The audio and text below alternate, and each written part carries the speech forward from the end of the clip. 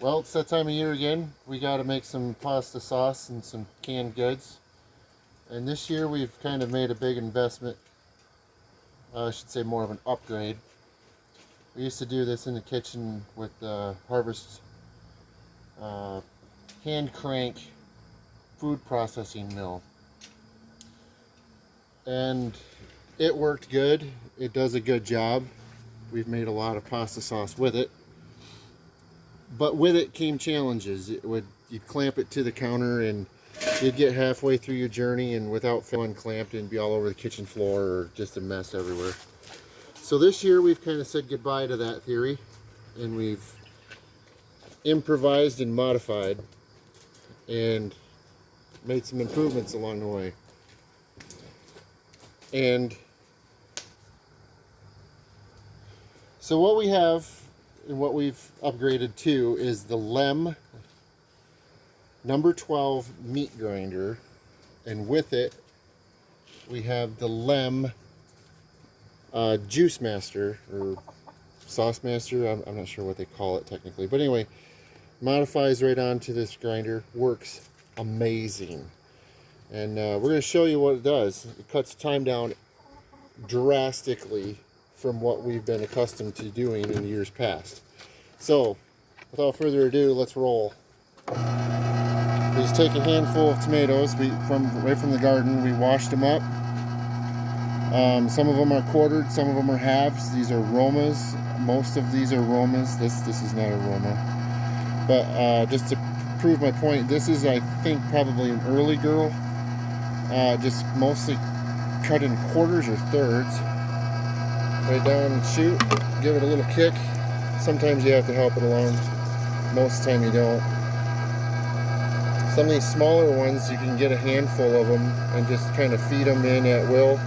Just kind of keep them in just make sure the tube is got one in the chamber ready to roll and get sucked in there in that screw down in the bottom. And you put them in here. Out comes all the garbage, the seeds, the peelings, and out this side comes out what you want. Comes the early makings of pasta sauce, stewed tomatoes, vegetable juice, whatever you want to make out of it. And that's kind of all there is to it. We did what's left of this bucket, minus left of this bucket, and all of that bucket. These are, I think these are 2-gallon buckets. We literally, after these were ready to process, we did all of these in about 15, not quite 15 minutes. And we still have this left to do. This little adventure would have been at least an hour or longer with the hand crank option. And that's not counting pit stops and breaks and mopping up the mess and changing out bowls that you can't get a big enough run underneath. And yeah, that's kind of that. It's kind of a wrap.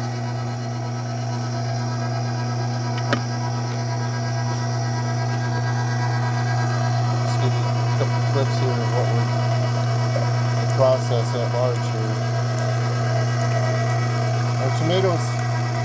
Our tomato harvest didn't really do that well for us this year. I don't know if we have something going on with our plants or if the heat got to them. I'm not sure what to think of all that, but either way, we have some. We'll make do. And we're not done picking, so there's still more out there to get. In the meantime, you got to take care of what you got before they go to waste. I'm sure we'll get another couple batches out of the deal, but that's what it is.